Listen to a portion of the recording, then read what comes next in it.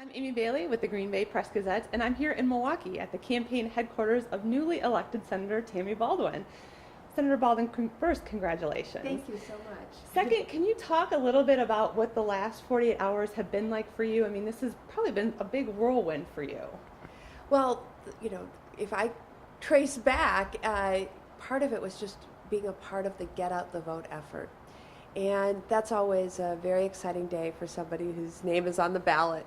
I was really inspired to see high levels of participation.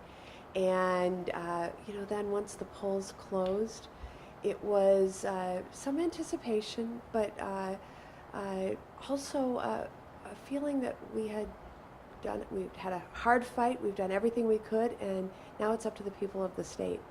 And going to our election night celebration was a thrill. The energy was unbelievable, and my win was really a victory for hardworking middle-class families in Wisconsin. And two of the things that we're hearing a lot about, obviously, in your race is the case that you're the first female elected from the state of Wisconsin and the first openly gay senator. But those are things that had not been talked about at all on the campaign.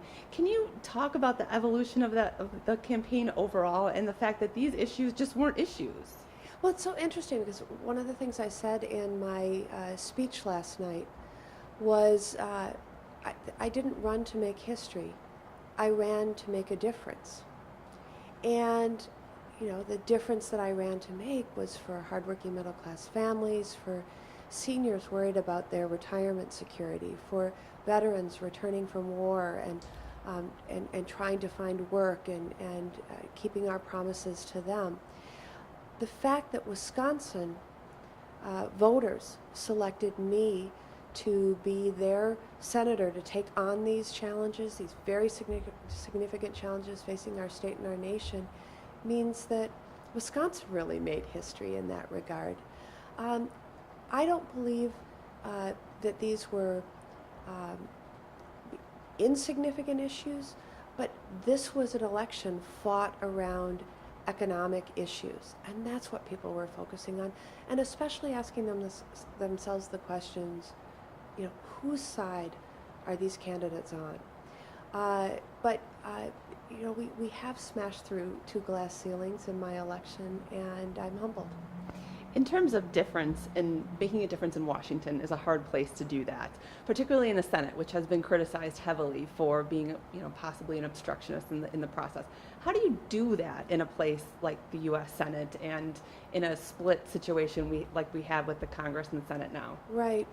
Well, obviously I've served in the House of Representatives of late, and if you want to describe gridlock, the House is a pretty good depiction of that right now.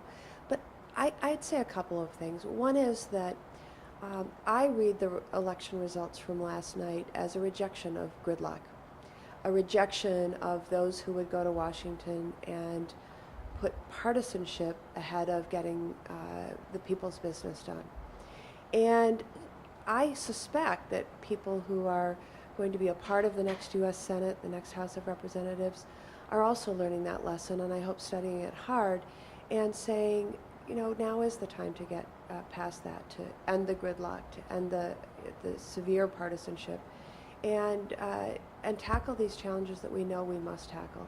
In some cases, there are looming deadlines, which we can't put off. And so I do hope that provides the impetus for people to be able to work together. With your election as the first openly gay senator, and Wisconsin being 6 years removed from a constitutional amendment banning gay marriage, are we at a tipping point or a point in evolution where people's minds are changing about the gay community and gay rights, do you think? Well, I think perhaps the better barometer from last night's election of where the country is going, and I would guess our state also, but we didn't have it on the ballot, is the various ballot initiatives that we saw across the country on marriage equality. And it appears that 3 states, by vote of the people, have advanced equality. And that's historic, because these are Maryland, Maine, and Washington state that I'm talking about right now.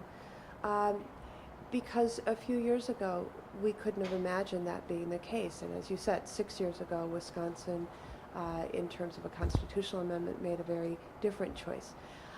I looked on this issue in particular to our president, who gave an interview, I want to say about 5-6 months ago, and talked about his own personal journey on this issue, and talked about how people he had met along the way, service members, his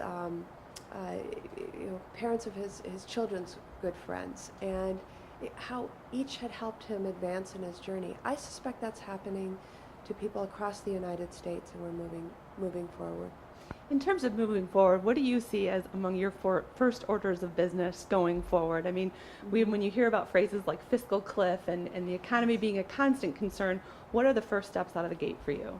Well, it's very clear that there will be a lot on the plate in the first days, weeks, and months of the next U.S. Senate, because there are these issues. You mentioned the fiscal cliff, which is a constellation of issues, many of which have deadlines. You know, if you don't act before a certain date, something's going to happen. That's where it gets the cliff. And so clearly we have to start by tackling those issues of making sure that as we address these, that we move the economy forward, help create good-paying private sector jobs, confront the deficit and debt, but not in a way that shortchanges our future. When I get a chance to dig a little deeper and get beyond the things that will confront this U.S. Senate, next U.S. Senate immediately, one thing I want to do is build on something that I've been talking a lot about in the campaign, which is growing our manufacturing economy again. You know, I believe that an economy built to last has to depend on a healthy manufacturing sector. You know, if you don't make things, it's hard to combat the trade deficit and all these other issues.